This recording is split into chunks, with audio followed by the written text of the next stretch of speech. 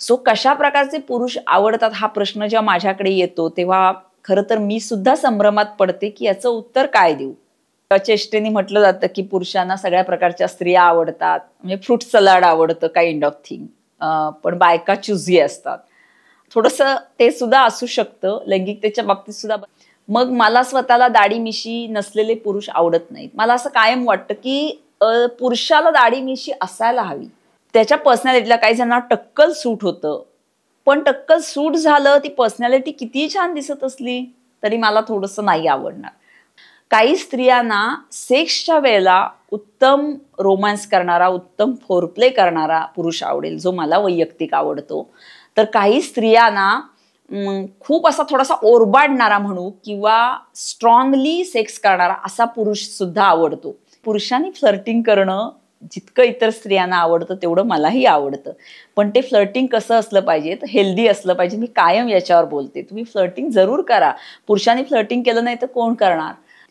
पण अशी एखादी व्यक्ती असते जी एकदम गोरीपान असते, चिकणा चोपडा, अगदी छान केस बीस सगळं आहे, पण समहाऊ का माहिती नाही आपली ना त्याच्याशी वेवलेंथच मॅच होत नाही.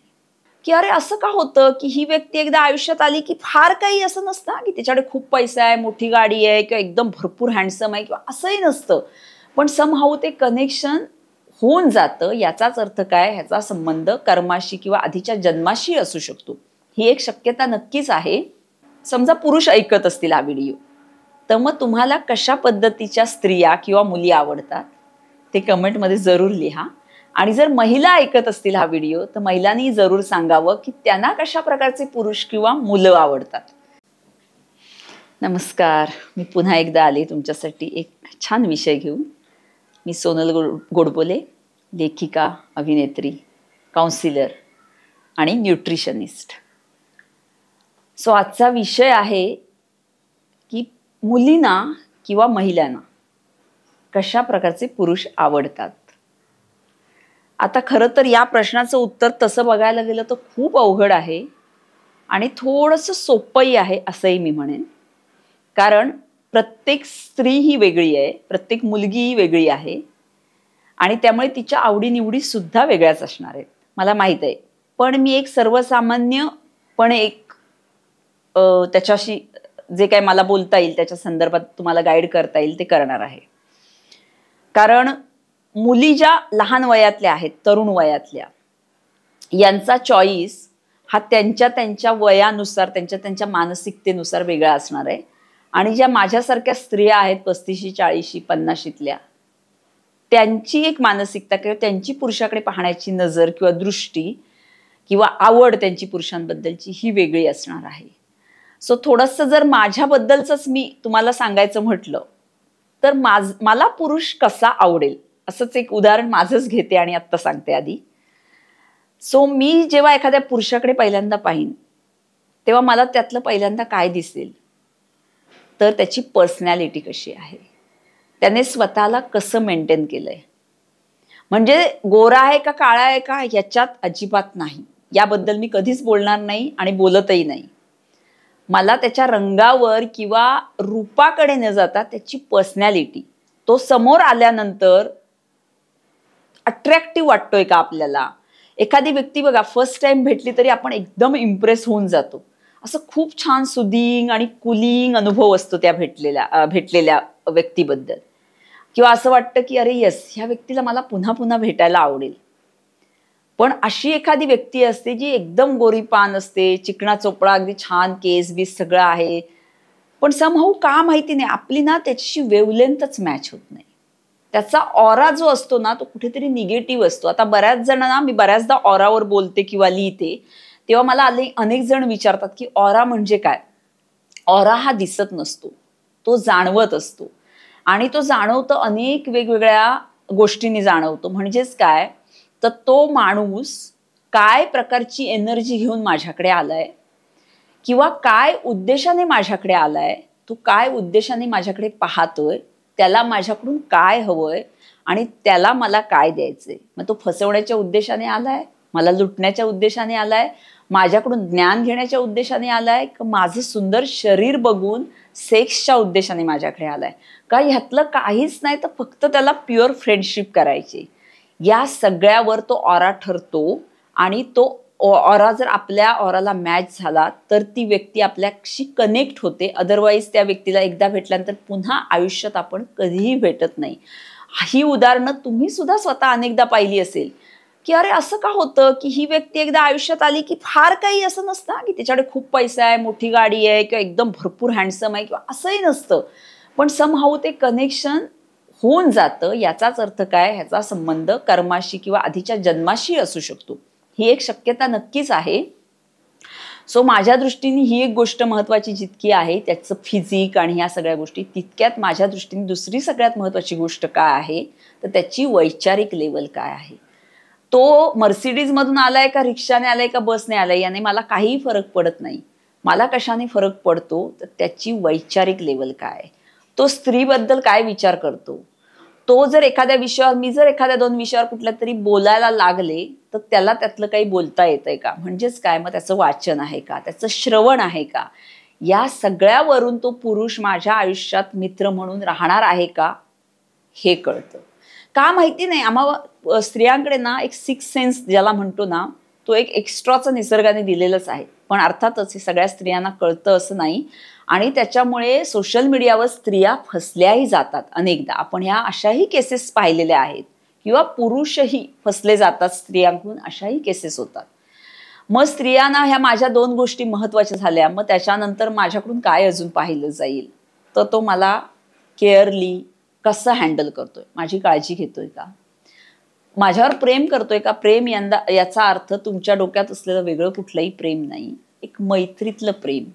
एक स्त्री म्हणून माझ्याकडे पाहणं, माझ्या कलेचा आदर करणं, माझ्या कलेशी निगडीत त्याला काही जर हेल्प करता आली, म्हणजे उदाहरणार्थ मी काउन्सिलर आहे किंवा लेखिका आहे तर मग मला काउन्सिलिंगसाठी माझं नाव कोणाला सजेस्ट करणं असेल, किंवा लेखिका आहे तर मग माझी काही पुस्तकं विकत घेऊन ती त्याच्या फ्रेंड सर्कलमध्ये वाटणं असेल, किंवा त्याच्याबद्दल, किंवा माझी एक अशी मैत्रीण आहे आणि ती ही गोष्ट जास्त चांगल्या पद्धतीने तुम्हाला समजावून सांगू शकते आणि तुमच्या या प्रॉब्लेमवर सोल्युशन देऊ शकते, अशा पद्धतीचा मित्र. म्हणजेच काय, तर मग कदाचित तुम्ही असंही म्हणू शकता की म्हणजे प्रत्येक वेळेला माझा फायदाच झाला पाहिजे का.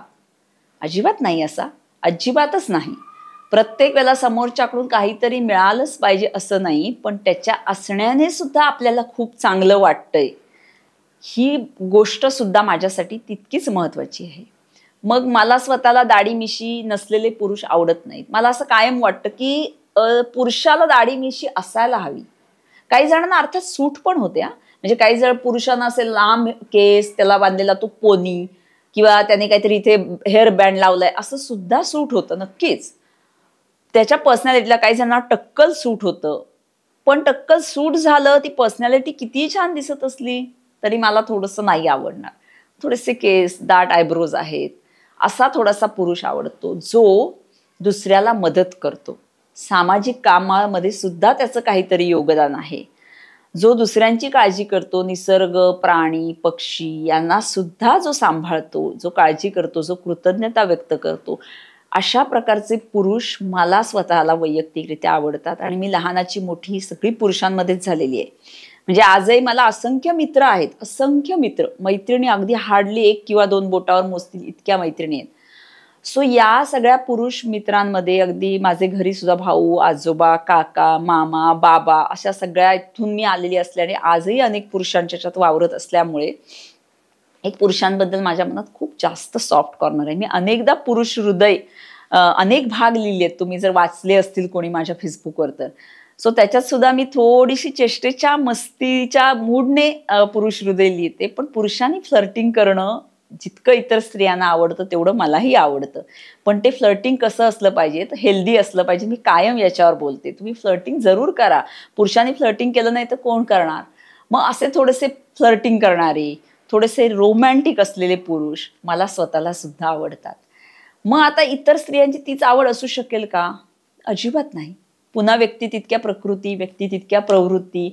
एखादी स्त्रीलाच जर रोमांस किंवा काही आवडत नसेल, ती अशी हळवी किंवा नसेल, थोडीशी अशी पुरुषी असेल, राकट असेल मनाने आणि शरीराने, तर मग तिला कदाचित ह्या गोष्टी आवडणार नाही. अशा पद्धतीचा पुरुष तिला आवडणार पण नाही. सॉफ्ट असा बोलणारा किंवा सॉफ्ट स्पोकन असा पुरुष तिला आवडणार नाही.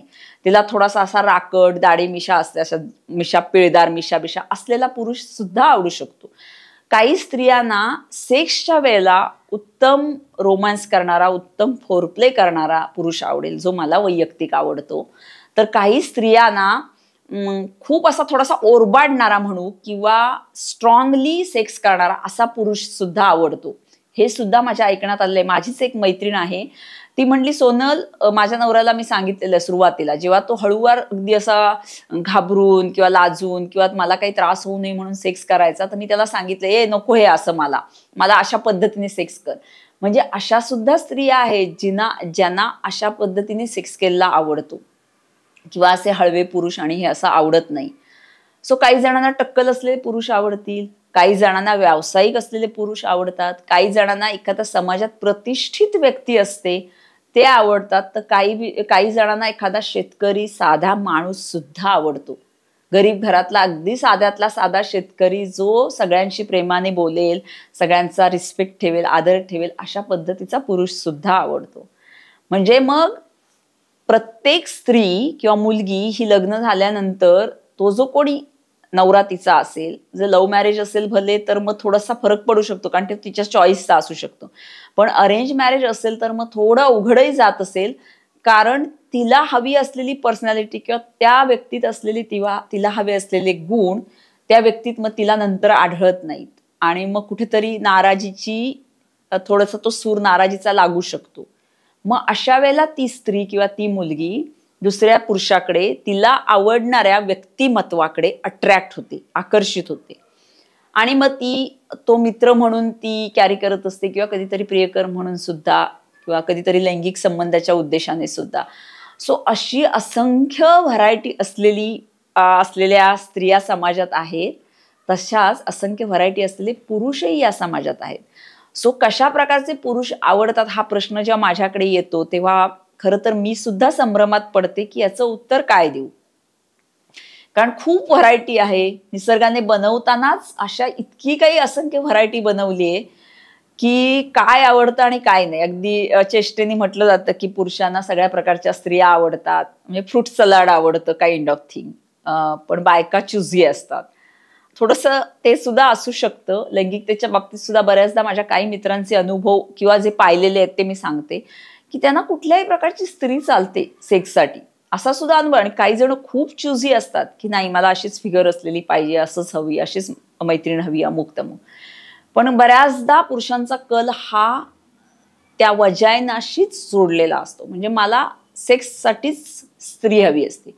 मग तिचा रंग, रूप, तिची वैचारिक लेवल किंवा ह्या कुठल्याही गोष्टी अजिबात पाहिल्या जात नाही. ते कनेक्शन त्यांचं फक्त बॉडी टू बॉडी असतं, त्याचा माइंडचा त्यांच्याशी काही संबंध नसतो. अशा वेळेला त्यांना कोणी चालते.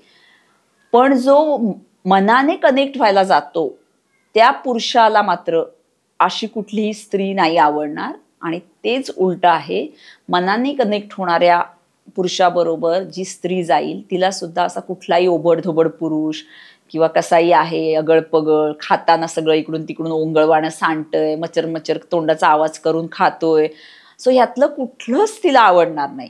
म्हणजे लैंगिकतेचं सुख सुद्धा तो प्रॉपर देऊ शकत नाहीये. त्याच्या त्या वजनामुळे असेल, त्याच्या राहणीमानामुळे असेल, तिचीही पातळी, जी एक वैचारिक लेवल तिची, जी काही समाजात तिचं जे स्थान असेल ते सुद्धा याच्यामुळे कमी जर होत असेल, तर मग अशा प्रकारचे पुरुष सुद्धा आवडत नाहीत. आणि अशी बऱ्याचदा ना तुम्हाला कपल्स जी दिसतात ना, ती बऱ्याचदा अशीच निसर्गाने का दिलेली असतात मलाही माहित नाही. एकाला स्वच्छता आवडते, एकाला कसा तरी आजागळ राहतो, एकीला अजून काहीतरी आवडतं, खाण्यातले पदार्थ. स्वतः मध्ये मला एक वृषभ राशीची माझी मैत्रीण आहे, ती मला सांगत होती, अगं आता वृषभ रास म्हणजे रसिक रास आहे, त्याचाही माझा थोडासा अभ्यास आहे राशींचा. सो रसिक रास आहे. तर ती म्हणली, अगं मी एखाद्या घरात जर साधा पदार्थ अगदी जरी काहीतरी अगदी शिरा जरी केला बदामाचा किंवा कसला, तरी त्याला छान त्या प्लेटला मी काहीतरी सजवणार, मग एखादं तुळशीचं पान त्याला लावणार, एखाद्या 2 गुलाबाच्या पाकळ्या लावणार, त्याच्यावर काजू बदाम असे खोवणार, त्या काजू बदामाचं असं फुल करणार, असं छान सजवते. माझा नवरा, अगं बाई दे ना, भूक लागली, ते कशाला सजवत बसले, खायचंच तर आहे, पोटातच तर जाणार आहे. सो हा जो फरक आहे, हा त्या स्त्रीला छान ते नटायला थटायला सगळं आवडत असतं आणि पुरुषांना आवडत नाही. तसंच पुरुष सुद्धा काही इतके अप टू डेट राहत असतात, क्लीन आणि स्वच्छ, आणि बायका राहत नाही. सो याच्यात हा सगळा प्रकार आहे. हा जेव्हा लक्षात येतो आपल्याला ही सगळी व्हरायटी, तेव्हा आपण कुठलंही स्टेटमेंट करू शकत नाही की पुरुषांना याच प्रकारचे स्त्रिया आवडतील किंवा स्त्रियांना याच प्रकारचे पुरुष आवडतील. सो ज्याला जे जे आवडेल त्याने ते वेचावं आणि छान त्याचा सगळ्याचाच आनंद घ्यावा, त्या मैत्रीचा, त्या सुखाचा. म्हणजे अगदी शारीरिक सुख असंच नाही मी म्हणणार, लैंगिकतेच्या संदर्भात आपण व्हिडिओ करत असल्यामुळे मी त्या सुखाकडे गेले. सो अदरवाईज सगळंच मैत्री असेल, साधी मैत्री अगदी जरी म्हटली तरीही त्याची सकारात्मक, त्याचा ऑरा, या सगळ्याने खूप मोठा फरक पडतो. आणि काही वेळेला काय होतं की त्या व्यक्तीचं रेकॉर्ड सुद्धा जर खराब असेल, मार्केटमध्ये नाव खराब असेल काही कारणाने, कोणी एखादा बलात्कार केलेला असू शकतो, कोणी अजून काही त्रास दिलेला, तर मग त्या व्यक्तीबरोबर आपण आपलं नाव जोडलं जाणं हे सुद्धा धोकादायक असू शकतं. सो त्याचा सुद्धा आपण जरा थोडासा विचार करून की आपलं नाव कोणासोबत जोडलं जातंय याचा थोडासा जर विचार केला तर मग आपल्याला पुढच्या आयुष्यात काही कसला त्रास होत नाही. सो थोडंसं सोशल मीडियावरून जेव्हा आपण असे पुरुष आपल्या संपर्कात येतात तेव्हा थोडं अवेअर राहा असं मी सांगेन. सो आता हे सगळं ऐकल्यानंतर माझ्या आवडी निवडी मी तुमच्या समोर मांडल्या आहेत, त्या कदाचित तुमच्या नसतील, वेगळ्या असू शकतात. मग आता मला तुम्हाला एक प्रश्न विचारायचा आहे की समजा पुरुष ऐकत असतील हा व्हिडिओ, तर मग तुम्हाला कशा पद्धतीच्या स्त्रिया किंवा मुली आवडतात ते कमेंटमध्ये जरूर लिहा. आणि जर महिला ऐकत असतील हा व्हिडिओ तर महिलांनी जरूर सांगावं की त्यांना कशा प्रकारचे पुरुष किंवा मुलं आवडतात. सो जरूर मला कमेंट बॉक्समध्ये लिहून कळवा. आणि काहीतरी ह्याच्यात युनिकनेस पण असू शकतो. खूप कॉम्बिनेशन्स वेगळी वेगळी असू शकतात. सो मला वाचायला आवडेल नक्की आणि जाणून घ्यायला सुद्धा आवडेल. कदाचित त्याच्यातून काहीतरी मला लिहायला अजून नवीन सुचेल किंवा बोलायलाही सुचेल. सो भेटत राहू. थँक्यू.